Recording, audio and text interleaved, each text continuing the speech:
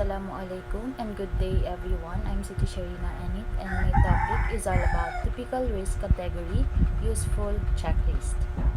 So, technical feasibility refers to the assessment of whether or proposed project or system can be successfully implemented from a technical perspective.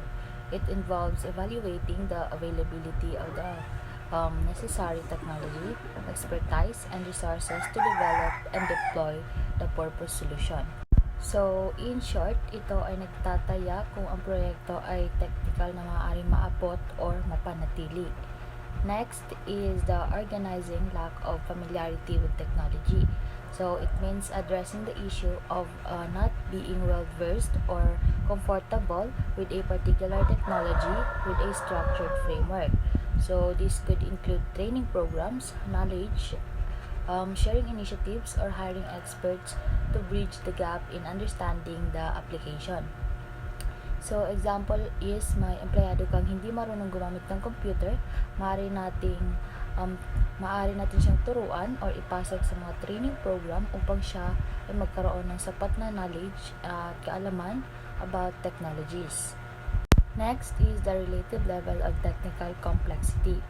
Refers to the degree of intricacy of sophistication associated with a particular technology or technical system compared to others. So, it assesses how advanced or complicated a technology is within its specific context or industry. So, ang pagsusuri ng relative level of technical complexity ay mahalaga para sa mga nagdedesisyon dahil ito ay tumutulong sa kanila na maunawaan ng mga hamon at pangangailangan na kaakibat sa pag-adapt at pagpapatupad ng particular na teknolohiya. Ito rin ay nakakaapekto sa alokasyon ng mga pinagkukunan, pagpapaunlad at kasanayan at plano sa loob ng isang organisasyon or industriya. Next is maturity of technology refers to the stage of development and stability that a particular technology has reached over time. So, ang isang technology is considered matured kung ito ay sumailalim sa mga extensive research, development, and widespread adoption, and its feature a performance have stabilized. So, sa madaling salita, ang mga matured na teknolohiya ay matuturing na maayos na nakatayo, maaasahan at merong napatunayan tagumpay sa real-world application. Halimbawa ng mga matured technologies ay tulad ng PC or the personal computers, smartphones, at yung mga traditional na factoring processes. Next is the interconnectivity or technology with existing systems. Refers to the ability of a new technology or system to seamlessly interrogate and communicate with the current technology infrastructure in an organization. So, ang interconnectivity na ito ay mahalaga para sa pagsasaayos ng operations, pagpapabilis ng mga proseso at pagsamantala sa mga benepisyo ng mga technological na pag-unlad. Next is existing assets are underutilized in this project. So, means that resources or capabilities that are already available are owned by the project or organization are not being fully used or optimized. Next is the absolute approach for program delivery. So, this refers to using outdated or no longer effective methods in the process of delivering a program or project. So, it implies that the techniques, strategies, or tools being employed have become outdated, inefficient, or surpassed by more modern and effective alternatives. So, upang malutas ito, kadalasan kinakailangan ang pag-update ng mga pamamaraan, pagsunod sa kasalukuyang mga best practices o pagsasama ng mas bago at makabagong teknolohiya upang mapabuti ang kabuong proseso ng paghahatid at mga resulta. Next is customer demand project incorrect. So, simply means that the estimate or forecast made regarding customer demand for a product or service is inaccurate or not aligned with the actual demand. So, maaring magdulot ito ng problema sa pamahagi ng produkto, sa plano ng produkto, at sa pangkalahatang strategy ng negosyo. Maaring kinakailangan ng mga adjustments para maiayon ng mga hinaharap na tansya or totoong demand ng customers. And lastly is the uncertainty, ownership, and control. These refer to a situation where there is a kakulangan sa clarify or confidence regarding who owns and control a particular entity, assets, or organization. Though, so this ambiguity can arise due to legal disputes, changes in leadership, or unclear documentations. So, political and external market. So, this refer to the influence of political factors and external markets condition on a business or industry. Political factors include governments, policies, regulation, stability, which can affect operations. So, regulatory, environmental, unfavorable refers to the situation where the regulatory conditions and requirements imposed by government authorities or regulatory bodies are not favorable or are perceived as challenging for business or industries. So, ito ay tumutukoy sa isang sitwasyon kung saan ang mga umiiral na patakaran or regulations mula sa pamahalaan ay hindi nakakatulong o hindi kaaya-aya sa isang negosyo or sa isang industry. Next is organizational changes and priorities. Refers to the adjustment and shift in the structure, process, or strategies of an organization, coupled with the identification and emphasis a key task or goal. Next is the viability of a project. So, refers to its capability to be successful, sustainable, and achieve its intended goals. So, mahalagang aspeto ng pagsusuri ng viability ng proyekto ay ang financial feasibility, technical feasibility, market demand, regulatory compliance, at ang kahandaan ng kinakailangang mga resources. So next is the changes in decision making. Refer to alterations or modification in the process or approach used to make decisions. So, ang mga pagbabago sa decision making ay maaaring dulot ng iba't ibang mga factor tulad ng mga bagong impormasyon, pagbabago sa kalagayan, feedback, or muling pagsuri ng mga prioridad. So, ang pagsusunod sa mga bagong paraan na ito is nagdedesisyon na nagbibigay daan sa mga organization at individual na mas magkaroon ng epektibong, matugon at mabilis na pagbabago ng paligid. Upang ito ay magkamit ng mga individual at magkaroon ng magandang resulta. Next is the natural hazard. Refers to a natural phenomenon or process that possess a threat or potential harm to human life, poverty, and the environment. So, ito na yung mga panganib na kadalasang sanhi ng likas na yaman or likas na puwersa tulad ng geological, meteorological, hydrological, or climatological factors. So, halimbawa ng mga natural hazard na ito ay tulad ng lindol, baha, bagyo, tornado, pagsabog ng mga volcans, at tsunami. So, understanding and managing the risks associated with natural hazard are essential for disaster preparedness, response, and mitigation efforts to minimize their impact on communities and ecosystems. And lastly is the political changes, refer to alternation, shift, or transformation in the political landscape of a country or region. So, ang mga pagbabagong politikal ay maaaring nangyayari sa pamamagitan ng eleksyon, revolusyon, diplomasya, o iba pang mga kaganapan na nakakaapekto sa gobyerno at sa mga decision-making processes. So, let's move on to financial and economic. So, these terms that pertain to different aspects of a broader field of money, resources, and societal system. So, financial is a more specific dealing with monetary transaction and source management, while ang economic is a broader term encompassing the entire system of resources, allocation, production, and distribution within a society. Pero both are crucial for understanding and influencing the prosperity and well-being of individuals, business, and nations. So first, we have here the project cost and exceed budget.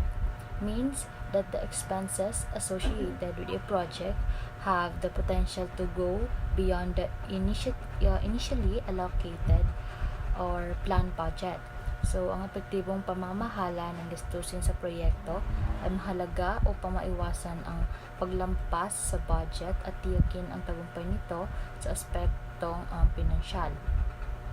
Karaniwan ito ay kinakailangan ng maingat na pagsusuri, plano para sa mga hindi inaasahang pangyayari at pag-adjust sa scope o alokasyon ng yaman ayon sa kinakailangan. Next is the high inflation of cost increases. Refers to a situation where the general price level of goods and services in an economy is rising at a significant rate. So, ang inflation ay nagreresulto sa pagbaba ng halaga ng pera. Ibig sabihin, ang parehong halaga ng pera ay bumibili ng mas kaunting kalakal o serbisyong panlipunan sa paglipas ng panahon. So, kapag ang mga gastos ay tumaas, maaaring makaapekto ito sa iba't ibang aspeto ng ekonomiya, kabilang ang presyo ng mga bilihin, mga gastos sa produksyon para sa negosyo at kabuong gastos sa pang-araw-araw. Next is the unfavorable cash flow profile. So, this refers to a situation where a business or individual experience a pattern of negative or insufficient cash flows over a certain period of time. So, ang cash flow ay ang net na halaga ng pera at katumbas ng pera na pumapasok at lumalabas mula sa mga account ng isang negosyo o individual. So, ang hindi maayos na cash flow profile ay maaaring magpahiwatig ng mga pagsubok sa pagtugon sa mga pangangailangan sa pinansyal, pagsasaklaw ng mga gastos sa operasyon, o pag-invest sa mga pagkakataon sa paglago. Maaari itong magdulot ng tensyon sa pinansyal, mga problema sa pagbabayad ng utang at limitadong kakayahan na mag-respond sa mga di inaasahang gastusin. So next is funding is not approved by beneficiaries or stakeholders. So it means that the individual or groups who stand to benefit from or are invested in a particular project or initiative have not given their approval for the financial support or resources needed. So, addressing this issue requires effective communication, engagement, and collaboration with beneficiaries and stakeholders. It's essential to understand and address their concerns, provide clear information about the project, objective, and benefits, and work towards a consensus to secure the necessary funding support. Next is the excessive price fluctuation on imported components. This refers to a situation where the prices of components or materials resources from other countries experience significant and unpredictable changes. So, ang fluctuation na ito ay maaaring maimpluwensyahan ng iba't ibang mga factors kabilang ang exchange rate ng pera, international market condition, geographical event, at mga disruption sa supply chain. Ang isyong ito ay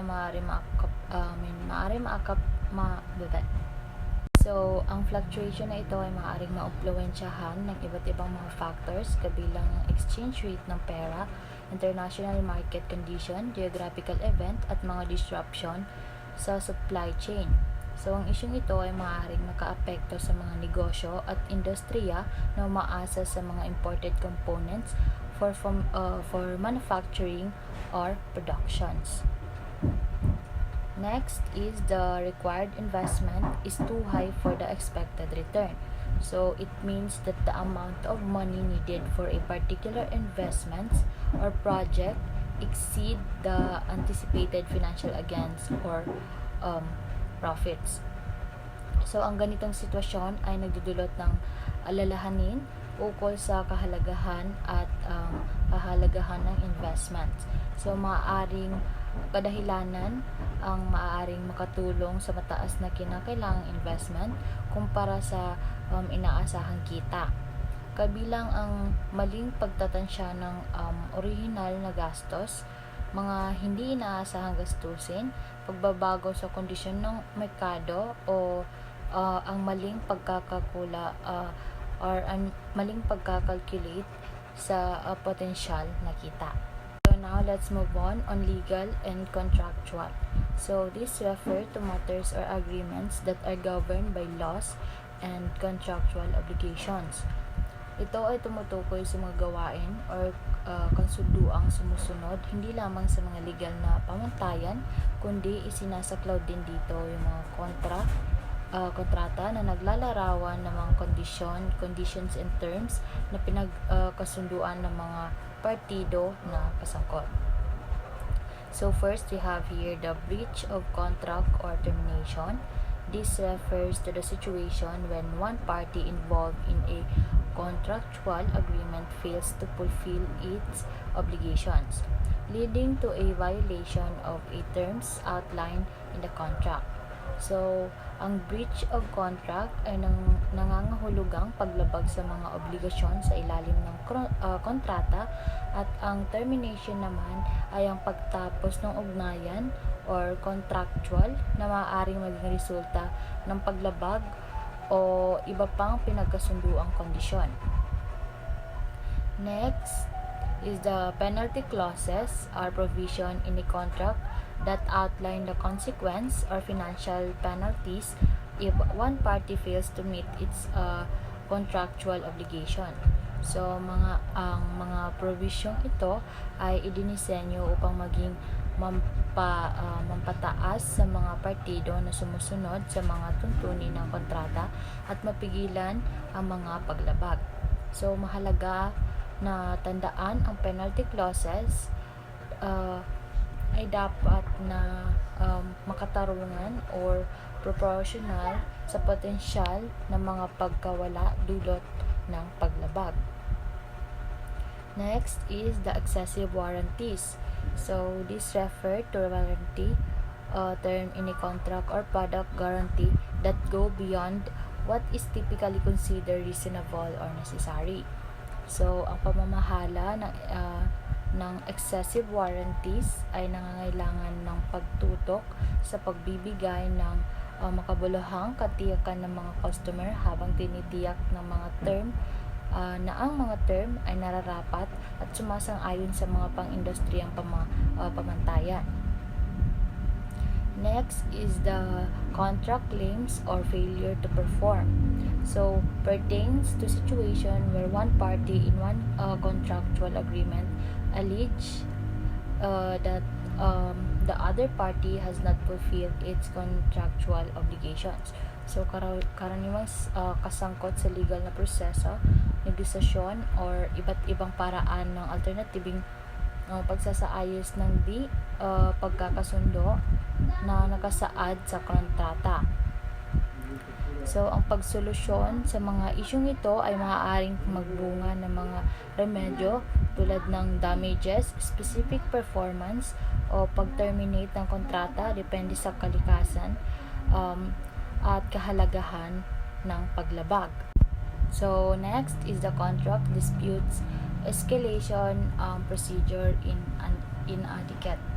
So, it means that the predefined step or mechanism outlined in the contract to resolve dispute are insufficient or ineffective.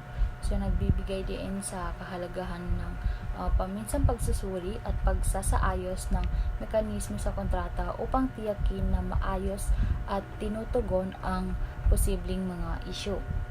So, excessive liability refers to a situation where an individual, organization, or entity may face an unreasonably high level of legal responsibility or financial obligations.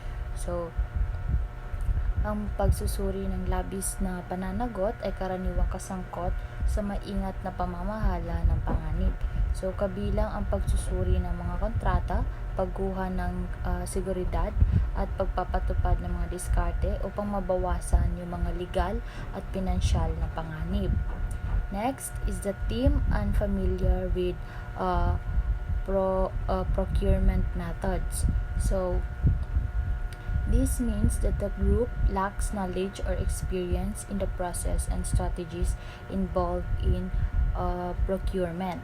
So, kinakailangan kasama ang pagsasanay at pagbibigay ng mga sangkap para mapabuti ang kanilang pag-unawa sa mga paraan ng procurement, tiyakin ang pagsunod sa mga nauugnay na regulasyon at maaaring kasama ang pakikipagtulungan sa mga external na aspeto o consultation upang matagumpay na maipatupad ang mga masalimuot na proseso ng procurement. So that's all. I hope you understand and thank you for listening.